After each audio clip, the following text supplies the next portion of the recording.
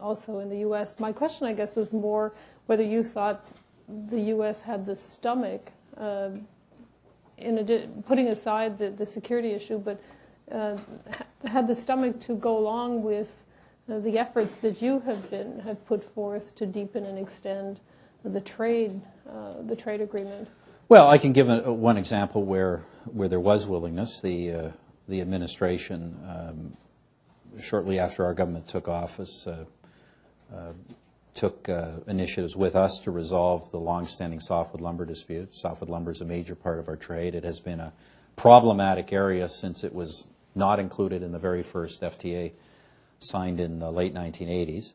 And we did manage to put in a long-term softwood lumber arrangement between our two countries that was, I think, broadly supported in the United States, but certainly had and has broad industry support in Canada. So that was an example of resolving a significant trade problem in a way that I think provided some framework and stability that deepened what we had before. But as I said in my remarks, I am deeply concerned about, and I'm not pointing the finger here. I'm talking about an overall discourse as the United States is in this electoral cycle, a discourse that I see populism, protectionism, and nationalism in an unhealthy sense running through it. It bothers me. It concerns me, particularly vis-a-vis Canada. Canada and the United States have the closest relationship of probably of any two countries in history, and certainly the most integrated and important economic relationship of any two countries in history. And I think anything that on either side of the border, anybody who questions the importance of that or who works contrary to those interests, I think is not serving the public very well. Okay. Yes, please. Thank you, Mr. Prime Minister. I'm Pranay Gupte. I'm a writer and journalist. You spoke about bilateral trade agreements and some limited multilateral trade agreements. But what about the WTO and the current attempts to try and revive the Doha round, which would liberalize the world trade regime?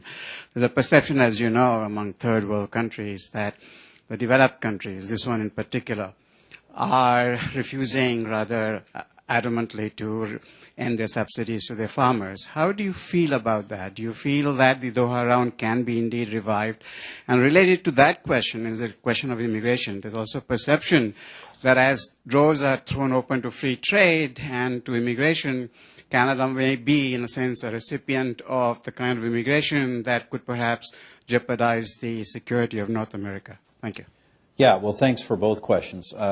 First on the WTO, Canada wants to see a successful and ambitious outcome to the world trade talks. I guess the word we're supposed to use these days is guarded optimism. I may be a little bit less than that in my assessment, but Canada is pushing for a successful outcome. I agree with you. Developing countries perceive there's not been enough openness on the agricultural front in developed countries. Developed countries perceive developing countries have not been willing enough to open up the non-agricultural sectors at the same time. I think probably the truth is that everybody is right. And what I have said to other leaders is that I think the way to get a successful world trade deal is for everybody to aim very high and be very ambitious. I think if we aim for a small incremental trade deal just to say we'll get one, I think what we find is that in all our countries, the forces who are the sectors that are damaged by more open trade will be very vocal and the winners will not be obvious. I think we should all aim high so that the winners are obvious in every country and so that there is some political support. So I think the solution is to be more ambitious, not less ambitious on the WTO, but clearly it's struggling and fast-track authority has expired here, and that's going to be a significant problem. On immigration, first of all, let me just say in Canada, like the United States, and we're an immigrant-receiving country, I think immigration is much more of a consensus in Canada. I think there's a agreement, across the mainstream of the political spectrum that immigration has been overwhelmingly positive for Canada. Historically, we see some challenges on the economic side in recent years, but socially, culturally.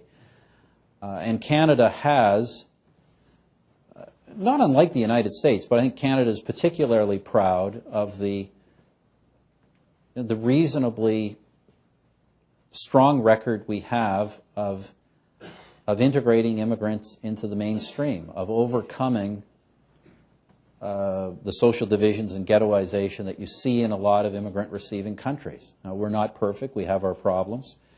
But Canadians are, in spite of, or I think actually because of, our commitment to multiculturalism, I think we've been a success in that. And we take a view in Canada. Yes, we expect immigrants to adapt, and particularly over time, the generations to adapt and to the Canadian way of life, become Canadians. But we also believe that Canadian society changes to some degree to reflect immigrants themselves. And we believe that's a good thing. We have, there was, I'm sure in this country, widely reported, we had some arrests of terrorist suspects last year in Toronto. That investigation was assisted by large numbers of people in the immigrant communities themselves. We have a good commitment to the Canadian way of life and to our values. And I believe overwhelmingly that when people come to Canada, or for that matter to the United States, they come because they want to belong. That's why they come. And we should welcome them and celebrate that. I do want to respond a little bit more detail, if you don't mind me asking, because there has been and continues to be suggestions that the relatively generous nature of Canada's immigration, or more particularly its refugee system, constitutes a security threat, either to Canada or to the continent.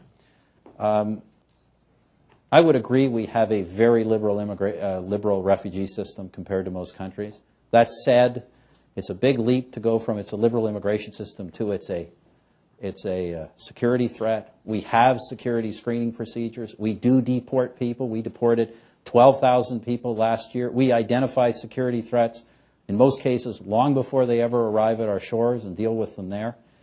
As I say, we do deport. We do incarcerate people. We do monitor people, and we work closely with all agencies in the United States in terms of these responsibilities. They're shared responsibilities towards our continent.